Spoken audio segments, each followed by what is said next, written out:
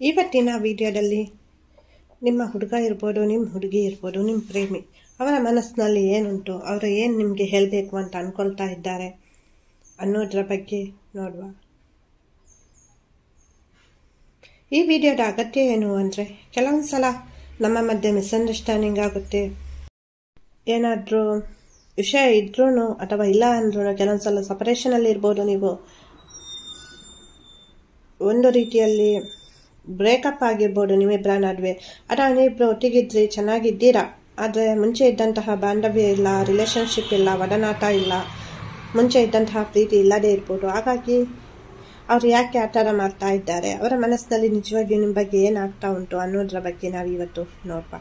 ಇದರಿಂದ ನಿಮಗೂ ಕೂಡ ಅವರನ್ನು ಅರ್ಥ ಮಾಡ್ಕೊಳ್ಳಿಕ್ಕೆ, ಅವರು ಯಾಕೆ ನಿಮ್ಮ ಜೊತೆ ಈ ಥರ ನಡ್ಕೊಳ್ತಾ ಇದ್ದಾರೆ, ಅಥವಾ ನಿಮ್ಮ ಮನಸ್ಸಿಗೆ ನೋವಾಗುವ ಥರ ಯಾಕೆ ಅವ್ರು ನಡ್ಕೊಳ್ತಾ ಇದ್ದಾರೆ, ನಿಮ್ಮನ್ನು ಯಾಕೆ ಅವಾಯ್ಡ್ ಮಾಡ್ತಾ ಇದ್ದಾರೆ ಅನ್ನೋದನ್ನು ತಿಳ್ಕೊಳ್ಳಿಕ್ಕೆ ಸಹ ಇದು ಸಹಾಯ ಆಗುತ್ತೆ. ನಿಮಗೆ ನಾನು ಮಾಡುವಂತಹ ವೀಡಿಯೋಸಿಂದ ಯೂಸ್ ಇದೆ, ಹೆಲ್ಪ್ ಆಗ್ತಾ ಉಂಟು ಅಂದರೆ ಪ್ಲೀಸ್ ನಮ್ಮ ಚಾನಲನ್ನು ಸಬ್ಸ್ಕ್ರೈಬ್ ಮಾಡಿ. ಹಾಗೆಯೇ ಇವತ್ತಿನ ವಿಡಿಯೋ ಇಷ್ಟ ಆದರೆ ಒಂದು ಲೈಕ್ ಮಾಡಿ. ನನ್ನ ಆರಾಧ್ಯ ದೇವಾದ ಕೊರಗಜ್ಜ ಹಾಗೂ ಮಹಾಲಕ್ಷ್ಮಿ ಅಮ್ಮನವರು ನಿಮ್ಮ ಜೀವನದಲ್ಲಿ ಸುಖ, ಶಾಂತಿ, ನೆಮ್ಮದಿ, ಸಮೃದ್ಧಿಯನ್ನು ಕರುಣಿಸಲಿ ಅಂತ ನಾನು ನನ್ನ ಆರಾಧ್ಯ ದೇವವಾದ ಕೊರಗಜ್ಜ ಹಾಗೂ ಮಹಾಲಕ್ಷ್ಮಿ ಅಮ್ಮನವರನ್ನು ಪ್ರಾರ್ಥಿಸುತ್ತೇನೆ. ಹಾಗೆಯೇ ನಿಮ್ಮ ಪ್ರೀತಿಯೂ ಕೂಡ ನಿಮಗೆ ಜೀವನ ಪರ್ಯಂತ ಸಿಗಲಿ, ನೀವು ಇಷ್ಟಪಟ್ಟಂತಹವರ ಪ್ರೀತಿ ನಿಮಗೆ ಶಾಶ್ವತವಾಗಿ ಇರಲಿ ಅಂತ ನಾನು ನನ್ನ ಆರಾಧ್ಯ ದೇವವಾದ ಕೊರಗಜ್ಜ ಹಾಗೂ ಮಹಾಲಕ್ಷ್ಮಿ ಅಮ್ಮನವರನ್ನು ಪ್ರಾರ್ಥಿಸುತ್ತೇನೆ. ಇಲ್ಲಿ ನೀವು ನಿಮ್ಮ ಇಷ್ಟ ದೇವರನ್ನು, ಗುರುಗಳನ್ನು ಪ್ರಾರ್ಥನೆಯನ್ನು ಮಾಡಿ ನಾನಿಲ್ಲಿ 2 ಬಟರ್ಫ್ಲೈಯನ್ನು ತೋರಿಸಿದ್ದೇನೆ, ನಂಬರ್ 1 ಮತ್ತು ನಂಬರ್ 2 ಅಲ್ಲಿ. ಸೊ ನಿಮಗೆ ಪ್ರಾರ್ಥನೆಯನ್ನು ಮಾಡಬೇಕು, ನಿಮ್ಮ ವ್ಯಕ್ತಿಯನ್ನು ನೆನೆಸ್ಕೊಳ್ಬೇಕು, ಅವರ ಜೊತೆ ಕಳೆದಂತಹ ಸುಂದರವಾದ ಕ್ಷಣಗಳನ್ನು ನೆನೆಸ್ಬಿಟ್ಟು ನಿಮ್ಮ ಇಷ್ಟ ದೇವರನ್ನು ಪ್ರಾರ್ಥನೆಯನ್ನು ಮಾಡಿ.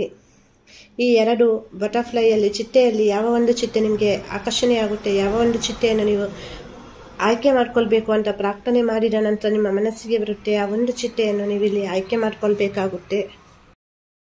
ಇಲ್ಲಿ ಕೆಲವರು ಸಪರೇಷನ್ನಲ್ಲಿ ಇರ್ಬೋದು, ಒಟ್ಟಿಗೆ ಇದ್ರೂ ಮುಂಚಿನ ಥರ ಬಾಂಧವ್ಯ ಇಲ್ಲದೇ ಇರ್ಬೋದು, ಆದರೆ ಅವರ ನೆನಪಿನಲ್ಲಿ ನೀವು ಸದಾ ಇರ್ತೀರಾ, ಅವರ ಆಲೋಚನೆಯಲ್ಲಿ, ಅವರು ಮಾಡುವಂತಹ ಕೆಲಸದಲ್ಲಿ. ಅಂದರೆ ನೀವು ಮುಂಚೆ ಭೇಟಿಯಾದಂತಹ ಪ್ಲೇಸ್ ಇರ್ಬೋದು, ಅಥವಾ ನೀವಿಬ್ಬರು ಒಟ್ಟಿಗೆ ಕಳೆದಂತಹ ಕ್ಷಣಗಳಿರ್ಬೋದು, ಅವರ ಮನಸ್ಸಿಗೆ ಬರುತ್ತೆ. ಕೆಲವೊಂದು ಮೂವಿಯನ್ನು ನೋಡುವಾಗ ಇರಬಹುದು, ಅಥವಾ ಕೆಲವೊಂದು ಪ್ಲೇಸ್ಗೆ ಅವರೊಬ್ಬರೇ ಅಥವಾ ಫ್ರೆಂಡ್ಸ್ ಜೊತೆ ಭೇಟಿ ಕೊಟ್ಟಾಗ ಅವರು ನಿಮ್ಮನ್ನು ನೆನಪು ಮಾಡ್ಕೊಳ್ತಾರೆ. ಪದೇ ಪದೇ ನೀವು ಅವರ ನೆನಪಿಗೆ ಬರ್ತಾನೆ ಇರ್ತೀರಾ. ಕೆಲವೊಂದು ಸಲ ಅವರು ಅಂದ್ಕೊಳ್ತಾರೆ ನಿಮ್ಮ ಲೈಫಲ್ಲಿ ಬರಬೇಕು, ನಿಮ್ಮ ಜೊತೆ ಚೆನ್ನಾಗಿ ಇರಬೇಕು ಮುಂಚೆ ಇದ್ದ ಥರ ಅಂತ. ಆದರೆ ಅವರು ಬರಬೇಕು ಅಂದ್ರೂ ಅವ್ರಿಗೆ ಅದು ಸಾಧ್ಯ ಆಗ್ತಾ ಇಲ್ಲ. ನೀವು ಚೆನ್ನಾಗಿರಬೇಕು ಅಂತ ಅವರು ಪ್ರಾರ್ಥನೆಯನ್ನು ಮಾಡ್ತಾರೆ, ನಿಮ್ಮ ಒಳ್ಳೆಯದನ್ನು ಬಯಸ್ತಾರೆ. ಹಾಗೆಯೇ ನಿಮ್ಮನ್ನು ಸೀಕ್ರೆಟ್ ಆಗಿ ವಾಚ್ ಕೂಡ ಮಾಡ್ತಾರೆ. ಅಂದರೆ ಸಂಪೂರ್ಣವಾಗಿ ಅವರು ನಿಮ್ಮಿಂದ ದೂರ ಆಗಿಲ್ಲ. ನೀವು ಅಂದ್ಕೊಳ್ಬೋದು ಅವ್ರು ನನ್ನನ್ನು ಬ್ಲಾಕ್ ಮಾಡಿದ್ದಾರೆ, ನಮ್ಮ ಜೊತೆ ಮಾತನಾಡಲ್ಲ, ಅಥವಾ ನಿಮ್ಮ ಜೊತೆ ಇದ್ರೂ ನೀವೀಗ ಅಂದ್ಕೊಳ್ತಾ ಇರ್ಬೋದು ಅವ್ರು ಯಾಕೋ ನನ್ನಿಂದ ದೂರ ಆಗೋ ಥರ ಅನಿಸ್ತಾ ಉಂಟಲ್ಲ, ಮನಸ್ಸಿಗೆ ಆ ಥರ ನಿಮಗೆ ಅನಿಸೋಕ್ಕೆ ಶುರು ಆಗಿರ್ಬೋದು. ಅದು ನಿಮ್ಮ ಹುಡುಗ ಇರ್ಬೋದು, ಹುಡುಗಿ ಇರ್ಬೋದು, ಯಾವ ವ್ಯಕ್ತಿಯನ್ನು ನೆನೆಸ್ಬಿಟ್ಟು ವಿಡಿಯೋ ನೋಡ್ತಾ ಇದ್ದೀರಾ ಅವರ ಬಗ್ಗೆ. ಬಟ್ ಅವರು ನಿಮ್ಮಿಂದ ದೂರ ಆಗಿಲ್ಲ, ದೂರ ಆಗೋದು ಕೂಡ ಇಲ್ಲ. ಕೆಲವೊಂದು ದೂರಗಳು ಕ್ಷಣಿಕವಾಗಿರುತ್ತೆ, ಕೆಲವೊಂದು ಸಲ ಶಾಶ್ವತ ಅಂದ್ಕೊಂಡ್ರು ನೀವು ಪುನಃ ಅವ್ರು ನಿಮ್ಮ ಲೈಫಲ್ಲಿ ಎಂಟ್ರಿ ಕೊಡ್ತಾರೆ. ಮುಂಚೆ ಎಲ್ಲ ಇದ್ದ ಥರನೇ ಆಗುತ್ತೆ, ಆದರೆ ನೀವು ಇಲ್ಲಿ ವೆಯ್ಟ್ ಮಾಡಬೇಕಾಗುತ್ತೆ. ಕೆಲವೊಂದು ಸಲ ನಂಬರ್ ಬ್ಲಾಕ್ ಮಾಡಿದ್ದನ್ನು ಅವರು ತೆಗಿತಾರೆ, ನಿಮ್ಮನ್ನು ಅವರು ಅನ್ಬ್ಲಾಕ್ ಮಾಡ್ತಾರೆ. ಅನ್ಬ್ಲಾಕ್ ಮಾಡಿದ ತಕ್ಷಣವೇ ನಿಮಗೆ ಕಮಿಟ್ಮೆಂಟ್ ಕೊಡಬೇಕು, ಅಥವಾ ನಿಮ್ಮನ್ನು ಮೀಟ್ ಆಗಬೇಕು, ಮುಂಚಿನ ಥರನೇ ಅವರು ಪರ್ಫೆಕ್ಟ್ ಆಗಬೇಕು, ಆ ಥರನೇ ಪ್ರೀತಿ ಮಾಡಬೇಕು ಅನ್ನೋದು ಏನೂ ಇರಲ್ಲ. ಆ ಥರ ಮಾಡಲಿಕ್ಕೂ ಆಗಲ್ಲ. ಒಮ್ಮೆಲೆ ನಿಮ್ಮನ್ನೀಗ ಬ್ಲಾಕ್ ಮಾಡಿದ ಅವರು ಅನ್ಬ್ಲಾಕ್ ಮಾಡಿದ್ರ ಸಂತೋಷ ಪಡಿ, ಅವರಿಗೂ ಸ್ವಲ್ಪ ಟೈಮ್ ಕೊಡಿ ಎಲ್ಲನೂ ಸರಿಯಾಗಲಿಕ್ಕೆ, ಅವರ ಮನಸ್ಥಿತಿ ಸುಧಾರಿಸಲಿಕ್ಕೆ. ಅನ್ಬ್ಲಾಕ್ ಮಾಡಿದ ತಕ್ಷಣ ಅವರ ಮನಸ್ಥಿತಿ ಸರಿಯಾಗಿದೆ, ನಿಮ್ಮ ಮೇಲೆ 100% ನಿಮ್ಮಿಬ್ಬರ ಪ್ರೀತಿ ಎಲ್ಲನೂ ಸರಿಯಾಗಿದೆ. ಪ್ರಾಬ್ಲಮ್ ಇದ್ದದ್ದು ಏನೋ ಥರ್ಡ್ ಪಾರ್ಟಿ ಸಿಚುವೇಶನ್ ಇರ್ಬೋದು, ಸೊ ಎಲ್ಲನೂ ಕರೆಕ್ಟ್ ಆಗಿದೆ ಅಂತ ಅಲ್ಲ. ನಿಮ್ಮ ಪ್ರೇಮಿ, ಅದು ನಿಮ್ಮ ಹುಡುಗ ಇರ್ಬೋದು, ಹುಡುಗಿ ಇರ್ಬೋದು, ಅವ್ರು ನಿಮ್ಮನ್ನು ತುಂಬ ಸೀಕ್ರೆಟ್ ಆಗಿ ವಾಚ್ ಮಾಡ್ತಾ ಇರ್ತಾರೆ. ಇವನ್ ಸೋಷಿಯಲ್ ಮೀಡಿಯಾದಲ್ಲಿ ಕೂಡ ಅವರು ನಿಮ್ಮನ್ನು ಬ್ಲಾಕ್ ಮಾಡಿದ್ರು ಬೇರೆ ನಂಬರದಲ್ಲಿ ಅವರು ನೀವು ಏನು ಮಾಡ್ತಾ ಇದ್ದೀರಾ, ಯಾವಾಗ ಆನ್ಲೈನ್ ಇರ್ತೀರಾ, ಏನು ಪೋಸ್ಟ್ ಆಗ್ತೀರಾ ಎಲ್ಲನೂ ವಾಚ್ ಮಾಡ್ತಾ ಇರ್ತಾರೆ. ಅಂದರೆ ಅವರು ನಿಮ್ಮನ್ನು ಮರೆತಿಲ್ಲ, ನಿಮ್ಮ ಜೊತೆ ಇದ್ರೂ ನಿಮ್ಮನ್ನು ಸ್ವಲ್ಪ ಅಂದರೆ ದೂರ ಆದ ಥರ ಇದ್ರೂ ಅವರು ನಿಮ್ಮ ಜೊತೆ ಇದ್ದಾಗನು. ಬಟ್ ಅವರ ಮನಸ್ಸಿನಲ್ಲಿ ನೀವಿದ್ದೀರಾ, ನಿಮ್ಮನ್ನು ಯಾವತ್ತೂ ಅವರು ದೂರ ಮಾಡ್ಕೊಳ್ಳಲ್ಲ. ಕೆಲವರಿಗೆ ಪರಿಸ್ಥಿತಿ ಇಲ್ಲಿ ಏನಾಗಿದೆ ಅಂದರೆ ನಿಮ್ಮ ಜೊತೆ ಇರಬೇಕು, ಎಲ್ಲನೂ ಸರಿಯಾಗಬೇಕು, ಚೆನ್ನಾಗಿ ಇರಬೇಕು, ಪ್ರೀತಿಯಲ್ಲಿ ನೆಕ್ಸ್ಟ್ ಲೆವೆಲ್ಗೆ ತಗೊಂಡು ಹೋಗಬೇಕು ಅಂತ ಆಸೆ ಇದೆ. ಆದರೆ ಎಲ್ಲೇ ಒಂದು ಕಡೆ ಈ ಸಮಯ ಸಂದರ್ಭ ಅಥವಾ ಥರ್ಡ್ ಪಾರ್ಟಿ ಸಿಚುವೇಶನ್ ಮಿಡ್ಲಲ್ಲಿ ಬಂದು, ಈ ಥರ್ಡ್ ಪಾರ್ಟಿ ಸಿಚುವೇಶನ್ ಅಂದರೆ ಅದು ಹುಡುಗ ಇರ್ಬೋದು, ಹುಡುಗಿ ಇರ್ಬೋದು, ಅಥವಾ ಫ್ರೆಂಡ್ಸ್ ಇರ್ಬೋದು, ಅವರ ಫ್ಯಾಮಿಲಿ ಮೆಂಬರ್ಸ್ ಇರ್ಬೋದು, ಅಥವಾ ಅವರ ಕ್ಯಾರಿಯರ್, ಬಿಸ್ನೆಸ್, ಜಾಬ್ ಯಾವುದೂ ಆಗಿರ್ಬೋದು. ಸೊ ಅದು ಥರ್ಡ್ ಪಾರ್ಟಿ ಸಿಚುವೇಶನ್, ಅದು ಕೂಡ ಮೇಯ್ನ್ ಆಗಿರುತ್ತೆ. ಅದು ಕೂಡ ಕ್ಲಿಯರ್ ಆಗಬೇಕಾಗುತ್ತೆ. ಮತ್ತು ಕೆಲವೊಂದು ಸಲ ಏನಾಗ್ತದೆ ಅಂದರೆ ನೀವು ಕೆಲವೊಂದು ಸಲ ಅವರಿಗೆ ಪದೇ ಪದೇ ಕಾಲ್ ಮಾಡ್ಬೋದು, ಅಥವಾ ಬೇರೆ ಬ್ಲಾಕ್ ಮಾಡಿದರೆ ಬೇರೆ ನಂಬರಿಂದ ಕಾಲ್ ಮೆಸೇಜಸ್ ಮಾಡಿದರೆ ಎಲ್ಲ ಒಂದು ಕಡೆ ಅವರಿಗೆ ಇರಿಟೇಷನ್ ಆಗ್ಬೋದು. ನೋಡಿ, ಅವರು ನಿಮ್ಮ ಹತ್ರ ಬರುವವರು ಕೂಡ ನಿಮ್ಮ ಹತ್ರ ಬರದೇ ಇರಬಹುದು. ನೋಡಿ, ನೀವು ಯಾವ ವ್ಯಕ್ತಿಯನ್ನು ನೆನೆಸ್ಬಿಟ್ಟು ವಿಡಿಯೋ ನೋಡ್ತಾ ಇದ್ದೀರಾ, ಆ ವ್ಯಕ್ತಿಯ ಜೀವನ ನೀವು ಅಂದ್ಕೊಂಡ ಥರ ಇಲ್ಲ. ಅಂದರೆ ನೀವು ಅಂದ್ಕೊಳ್ಬೋದು, ಪ್ರೀತಿ ಮಾಡಿದ್ದಾರೆ, ನಮ್ಮನ್ನು ಯಾಕೆ ಈ ಥರ ಕಾದಿಸ್ತಾ ಇದ್ದಾರೆ, ಅವಾಯ್ಡ್ ಮಾಡ್ತಾ ಇದ್ದಾರೆ, ದೂರ ಮಾಡ್ತಾ ಇದ್ದಾರೆ, ಕಮೆಂಟ್ಮೆಂಟ್ ಕೊಡ್ತಾ ಇಲ್ಲ ಅಂತ. ಯಾರಿಗೂ ಜೀವನದಲ್ಲಿ ಸಾಧಿಸಲಿಕ್ಕೆ ತುಂಬ ಉಂಟು. ಏನೋ ಒಂದು ಗುರಿ ಉದ್ದೇಶವನ್ನು ಇಟ್ಕೊಂಡಿದ್ದಾರೆ. ಕೆಲವೊಂದು ಸಲ ನಿಮ್ಮ ಪ್ರೀತಿಯಲ್ಲಿ ಅದನ್ನು ಮರೀಲಿಕ್ಕಾಗಲ್ಲ. ಅದರ ಬಗ್ಗೆ ತುಂಬ ಟೆನ್ಷನ್ ಉಂಟು ಅವರು. ನೋಡಿ, ಅವರ ಜೀವನದಲ್ಲಿ ಅವರಿಗೆ ಏನುಂಟು ಅದು ಮುಖ್ಯ ಗುರಿ.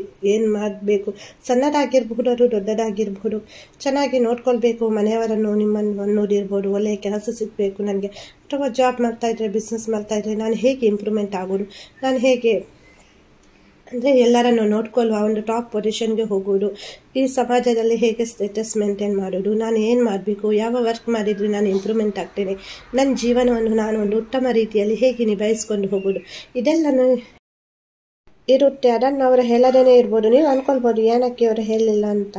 ಎಲ್ಲವನ್ನು ಶೇರ್ ಮಾಡುವಂತಹ ಮನೋಭಾವನೆ ನಿಮ್ಮ ಹುಡುಗ ಅಥವಾ ಹುಡುಗಿಯಲ್ಲಿ ಇಲ್ಲ.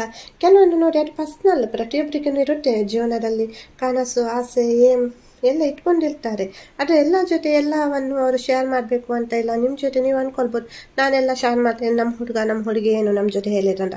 ಸೊ ಅವರಿಗೆ ಒತ್ತಡಗಳಿರುತ್ತೆ, ಅವರು ಏನೋ ಮಾಡಬೇಕು ಅಂತ ಇರ್ತಾರೆ. ಹಾಗೇನೆ ಥರ್ಡ್ ಪಾರ್ಟಿ ಸಿಚುವೇಶನ್ ನಾನು ಆಗಲೇ ಹೇಳಿದೆ, ಅದು ಅವರ ಏಮ್ ಇರ್ಬೋದು, ಜಾಬ್ ಇರ್ಬೋದು, ಸೊ ಅವರ ಕೆರಿಯರ್ ಇರ್ಬೋದು, ನಿಮ್ಮನ್ನು ಚೆನ್ನಾಗಿ ನೋಡ್ಕೊಳ್ಬೇಕು ಅನ್ನೋ ಮನಸ್ಥಿತಿ ಇರ್ಬೋದು. ಹಾಗಾಗಿ ಅವರು ಸ್ವಲ್ಪ ನಿಮ್ಮಿಂದ ದೂರ ಆದ ಥರ ಇರಬಹುದು, ಅಥವಾ ನಿಮ್ಮನ್ನು ಸ್ವಲ್ಪ ನೆಗ್ಲೆಕ್ಟ್ ಮಾಡ್ತಾ ಇರಬಹುದು. ಕೆಲವೊಂದು ಸಲ ನೀವು ಅವರಿಗೆ ಮಾತನಾಡಿದಂತಹ ರೀತಿ ಇಷ್ಟ ಆಗದೇ ಇರಬಹುದು. ಅಂದರೆ ನಿಮ್ಮನ್ನು ತುಂಬ ಪ್ರೊಟೆಕ್ಟ್ ಅಂದರೆ ಕೇರ್ಫುಲ್ಲಾಗಿ ನೋಡ್ತಾರೆ ಅವರು. ನಿಮ್ಮ ಜೀವನದಲ್ಲಿ ಯಾವುದೇ ಒಂದು ತಪ್ಪು ನಡೆಯದ ಹಾಗೆ, ಅದು ನಿಮ್ಮಿಂದ ಆಗಿರ್ಬೋದು ಅಥವಾ ಬೇರೆಯವರಿಂದ ನಿಮಗೆ ಪ್ರಾಬ್ಲಮ್ ಆಗದ ಥರ ಅವ್ರು ನೋಡ್ತಾರೆ. ನಿಮಗೆ ಗೊತ್ತಿರ್ಬೋದು ನಿಮ್ಮ ಹುಡುಗ ಅಥವಾ ನಿಮ್ಮ ಹುಡುಗಿ ನಿಮ್ಮನ್ನು ಹೇಗೆ ಕೇರ್ ಮಾಡ್ತಾರೆ ಅಂತ. ಸೊ ಅದರ ಮೇಲೆ ಕನ್ಸಿಡರ್ ಮಾಡಿ ತಗೊಳ್ಳಿ. ಹಾಗಾಗಿ ಅವರಿಗೆ ಕೆಲವೊಂದು ಸಲ ನೀವು ಮನಸ್ಸಿಗೆ ನೋವು ಮಾಡಿರ್ಬೋದು, ನಿಮ್ಮ ಮಾತುಗಳಿಂದ ಇರ್ಬೋದು, ಅಥವಾ ಸಮಯ ಸಂದರ್ಭ ಯಾವುದೋ ಒಂದು ಪರಿಸ್ಥಿತಿಯಲ್ಲಿ ಇರ್ಬೋದು. ನೀವು ಬೇಕಂತ ಮಾಡಿರಬಹುದು ಅಥವಾ ಬೇಕಾಗದೆ ಮಾಡಿರಬಹುದು. ಆದರೆ ಅದು ಅವರ ಮನಸ್ಸಿಗೆ ತುಂಬ ನೋವು ಉಂಟು ಮಾಡಿರುತ್ತೆ. ಕೆಲವು ವ್ಯಕ್ತಿಗಳು ನೋಡಲಿಕ್ಕೆ ತುಂಬ ರಫ್ ಆ್ಯಂಡ್ ಟಫ್ ಇರ್ತಾರೆ, ಬಟ್ ತುಂಬ ಸೂಕ್ಷ್ಮ ಸ್ವಭಾವದಾಗಿರ್ತಾರೆ. ತುಂಬ ಮುಗ್ಧ ಸ್ವಭಾವ ಇರುತ್ತೆ. ಮುಗ್ಧತೆ ಅನ್ನೋದು ಹುಡುಗಿಯರಲ್ಲಿ ಮಾತ್ರ ಇರಲ್ಲ, ಹುಡುಗರಲ್ಲಿ ಕೂಡ ತುಂಬ ಜಾಸ್ತಿ ಇರುತ್ತೆ ಮುಗ್ಧತೆ ಅನ್ನೋದು. ಸೊ ಆ ಥರ ನಿಮ್ಮ ವ್ಯಕ್ತಿಗೆ ನಿಮ್ಮಿಂದ ನೋವಾಗಿರಬಹುದು, ನೀವು ಅಂದ್ಕೊಂಡಿರಬಹುದು ಅದೆಲ್ಲ ಎಂಥ ಸಿಲ್ಲಿ ಅಂತ. ಕೆಲವೊಂದು ಸಲ ಸಿಲ್ಲಿ ಅಂತ ನಾವು ಏನು ಕನ್ಸಿಡರ್ ಮಾಡ್ತೇವೆ, ನಾವೇನು ಅಂದ್ಕೊಳ್ತೇವೆ, ಅದೇ ನಮ್ಮ ಪ್ರೀತಿ ಪಾತ್ರರಿಗೆ ದೊಡ್ಡ ವಿಷಯವಾಗಿ ಪರಿಗಣಿಸುತ್ತಾರೆ ಅವರು ನಮ್ಮ ಬಗ್ಗೆ. ನೀವು ಯಾವುದಕ್ಕೂ ಜಾಸ್ತಿ ಟೆನ್ಷನ್ ಮಾಡಬೇಡಿ, ಕೂಲ್ ಆಗಿರಿ. ನಿಮಗೆ ಏನು ಮಾಡಬೇಕು ಜೀವನದಲ್ಲಿ ಅದನ್ನು ಮಾಡಿ. ನೀವು ಖಂಡಿತವಾಗಿಯೂ ನಿಮ್ಮ ಪ್ರೇಮಿಯಾದ ನಿಮ್ಮ ಹುಡುಗ ಇರ್ಬೋದು, ಹುಡುಗಿ ಇರ್ಬೋದು, ಅವರು ಏನು ಜೀವನದಲ್ಲಿ ಗುರಿ ಉದ್ದೇಶವನ್ನು ಇಟ್ಕೊಂಡಿದ್ದಾರೆ ಅದು ರೀಚ್ ಆದ ನಂತರ ಖಂಡಿತವಾಗಿಯೂ, ಅಂದರೆ ಕೆಲವರು ಇಲ್ಲಿ ನಿಮ್ಮನ್ನು ಆದಷ್ಟು ಬೇಗ ಅನ್ಬ್ಲಾಕ್ ಮಾಡ್ತಾರೆ. ಅನ್ಬ್ಲಾಕ್ ಮಾಡಿಲ್ಲ ಅಂದ್ರೂ ನೀವು, ನಾನು ಹೇಳಿದ್ದೇನೆ ಅನ್ಬ್ಲಾಕ್ ಮಾಡಲಿಕ್ಕೆ ಏನು ತಂತ್ರ ಮಾಡಬೇಕಂತ, ಅದನ್ನು ಫಾಲೋ ಮಾಡಿ, ಆ ಥರನೇ ಮಾಡಿ. ಖಂಡಿತವಾಗಿ ಅವರು ನಿಮಗೆ 100% ಅನ್ಬ್ಲಾಕ್ ಮಾಡ್ತಾರೆ. ಅವರ ಮನಸ್ಸು ಪರಿವರ್ತನೆ ಆಗುತ್ತೆ. ಬಂದಾಗ ನೀವು ಅವರನ್ನು ತುಂಬ ಸ್ಮೂತಾಗಿ ಹ್ಯಾಂಡಲ್ ಮಾಡಬೇಕಾಗುತ್ತೆ, ರಫ್ ಆ್ಯಂಡ್ ಟಫ್ ಆಗಿ. ನಿಮಗೆ ಇಷ್ಟ ಪ್ರಕಾರ ಬಂದಿದ್ದಾರೆ ಅಂತ ನಿಮಗೆ ಇಷ್ಟ ಪ್ರಕಾರ ಮಾತನಾಡಲಿಕ್ಕೆ ಹೋಗಬೇಡಿ. ಇಲ್ಲಿ ಪ್ರೀತಿ ಅನ್ನೋಂಥ ತಾಳ್ಮೆ ಅನ್ನೋದು ತುಂಬ ಮುಖ್ಯ ಆಗಿರುತ್ತೆ. ಇತ್ತೀಚೆಗೆ ಯಾಕೋ ತಾಳ್ಮೆ ಅನ್ನೋದು ತುಂಬ ಕಡಿಮೆ ಎಲ್ಲ ವಿಷಯದಲ್ಲೂ ನಾನು ನೋಡಿದ ಪ್ರಕಾರ. ಅಂದರೆ ಏನಾಗ್ತಾ ಉಂಟು ಅಂದರೆ ತಾಳ್ಮೆ ಇಲ್ಲ, ಅರ್ಜೆನ್ಸಿ, ಎಲ್ಲರಿಗೂ ಬೇಗನೆ ಆಗಬೇಕು. 1 ಅವರ್ ಕೂಡ ವೆಯ್ಟ್ ಮಾಡಲಿಕ್ಕೆ ಕೆಲವರಿಗೆ ಆಗಲ್ಲ. ಅಂದರೆ ತಕ್ಷಣ ಆಗಬೇಕು ಅನ್ನುವ ಮನಸ್ಥಿತಿ, ಅದೆಲ್ಲ ಇಲ್ಲಿ ಆಗಲ್ಲ. ಸೊ ತಾಳ್ಮೆಯಿಂದ ಇರಿ. ಖಂಡಿತವಾಗಿಯೂ ಇವತ್ತಲ್ಲ ನಾಳೆ ನಿಮಗೆ ಸಿಕ್ಕೇ ಸಿಗುತ್ತೆ. ತಾಳ್ಮೆಯಿಂದ ಇರಬೇಕಾಗುತ್ತೆ ನೀವು. ನಾನು ಹೇಳಿದ್ದು ನಿಮಗೆ ಎಲ್ಲನೂ ಅನ್ವಯ ಆಗಬೇಕು ಅಂತ ಇಲ್ಲ. ನಿಮ್ಮ ಹುಡುಗ ನಿಮ್ಮ ಹುಡುಗಿ ಯಾವ ರೀತಿ ನಿಮ್ಮ ಜೊತೆ ಇದ್ದರು, ಯಾವ ರೀತಿ ಇದ್ದಾರೆ, ಅದರ ಮೇಲೆ ಕನ್ಸಿಡರ್ ಮಾಡಿ. ನಿಮ್ಮ ಪ್ರಾರ್ಥನೆ ಮಾಡಿರ್ತೀರ, ನಿಮ್ಮ ಮನಸ್ಸಿಗೆ ಬಂದಿರುತ್ತೆ, ಹೌದು ಇದು ನನಗೆ ಹೇಳೋದು, ನಮ್ಮ ಹುಡುಗ ಹೀಗೆ, ನಮ್ಮ ಹುಡುಗಿ ಹೀಗೆ, ನಮ್ಮ ಪ್ರೀತಿಯಲ್ಲಿ ಈ ಥರ ಒಂದು ಸಿಚುವೇಶನ್ ಆಗಿದೆ, ಆಗ್ತಾ ಉಂಟು ಅಂತ ಅದರ ಮೇಲೆ ಕನ್ಸಿಡರ್ ಮಾಡಿ ತಗೊಳ್ಳಿ. ನಾನು ಹೇಳಿದ್ದು ಎಲ್ಲನೂ ಅನ್ವಯ ಆಗಬೇಕು ಅಂತ ಇಲ್ಲ, ಅನ್ವಯ ಆದರೆ ತಗೊಳ್ಳಿ. ಯಾರೆಲ್ಲ ಎರಡನೇ ಚಿಟ್ಟೆಯನ್ನು ಬಟರ್ಫ್ಲೈಯನ್ನು ಆಯ್ಕೆ ಮಾಡ್ಕೊಂಡಿದ್ದೀರಾ, ನಿಮ್ಮ ಹುಡುಗ ಹುಡುಗಿಯನ್ನು ನೆನೆಸ್ಬಿಟ್ಟು, ನಿಮ್ಮ ಪ್ರೇಮಿ ನೆನೆಸ್ಬಿಟ್ಟು, ಇಲ್ಲಿ ನೀವು ನಿಮ್ಮ ವ್ಯಕ್ತಿಯನ್ನು ತುಂಬ ಪ್ರೀತಿ ಮಾಡ್ತೀರಾ.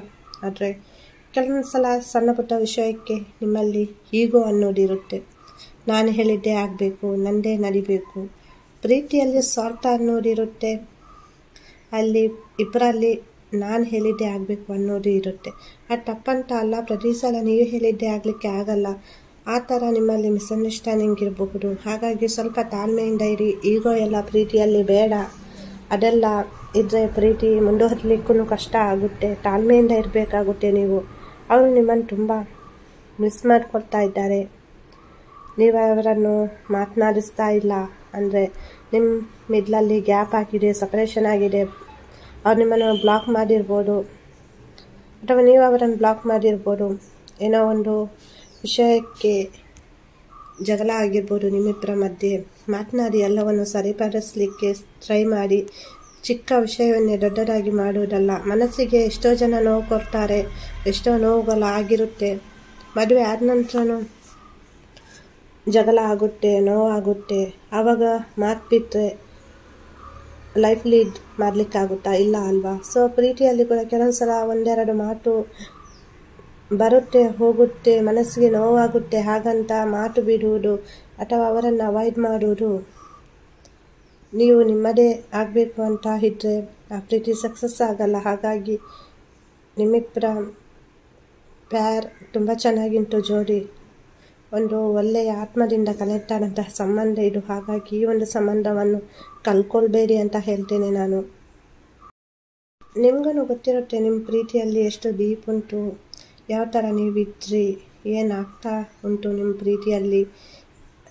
ನಿಮಗೇನು ಗೊತ್ತಿರುತ್ತೆ ನಿಮ್ಮ ವ್ಯಕ್ತಿ ಎಷ್ಟು ಒಳ್ಳೆಯವರು, ನಿಮ್ಮನ್ನು ಎಷ್ಟು ಅರ್ಥ ಮಾಡ್ಕೊಂಡಿದ್ದಾರೆ ಅಂತ. ಹಾಗಾಗಿ ಆತ್ಮದಿಂದ ಕನೆಕ್ಟ್ ಆದಂತಹ ಕಪಲ್ಸ್ ಯಾವತ್ತೂ ಕೂಡ ದೂರ ಆಗಲ್ಲ. ದೂರ ಆದ್ರೂ ಈಗ ಬ್ಲಾಕ್ ಮಾಡಿದ್ರೂ ಅವರು ಅನ್ಬ್ಲಾಕ್ ಮಾಡ್ತಾರೆ. ನೀವಿಬ್ಬರು ದೂರ ಆದ ನಂತರ ಇನ್ಮೇಲೆ ಒಂದಾಗಲ್ಲ ಅಂತ ಅಂದ್ಕೊಳ್ತೀರಿ, ಆದ್ರೂ ನೀವು ಮತ್ತೆ ಒಂದಾಗ್ತೀರಾ.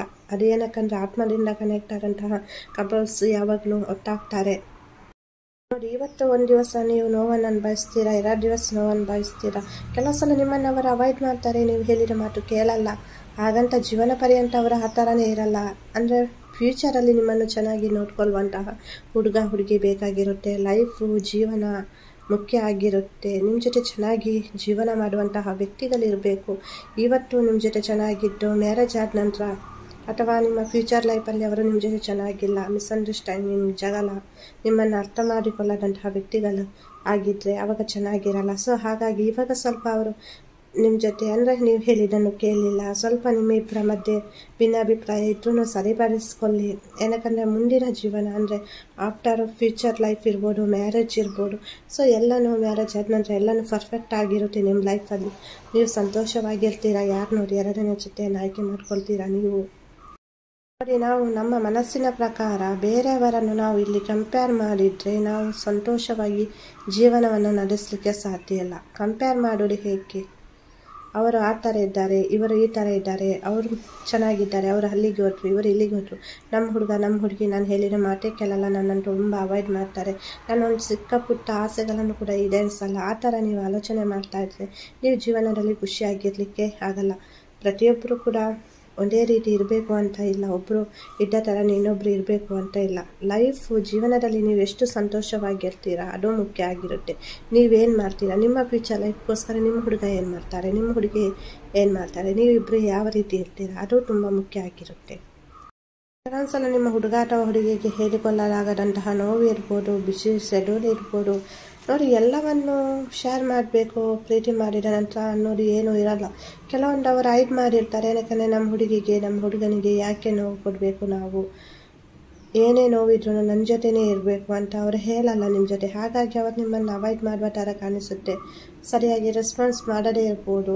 ಅದಕ್ಕೆಲ್ಲ ಸಣ್ಣ ಸಣ್ಣ ವಿಷಯವನ್ನು ನೀವು ಮನಸ್ಸಿಗೆ ಹಚ್ಚಿಕೊಂಡು ಏನೇನೋ ಆಲೋಚನೆ ಮಾಡಿ ನೀವಿಲ್ಲಿ ಕೊರಗೋದು, ಕೂಗೋದು, ನಿಮಗೆ ಸ್ಟ್ರೆಸ್ ಅನುಭವಿಸೋದು, ನೀವೇನು ಲೈಫಲ್ಲಿ ಏನೂ ಮಾಡಲಿಕ್ಕೆ ಆಗದೆ ಕಣ್ಣೀರು ಹಾಕೋದು, ಈ ಥರ ಎಲ್ಲ ಮಾಡಬೇಡಿ.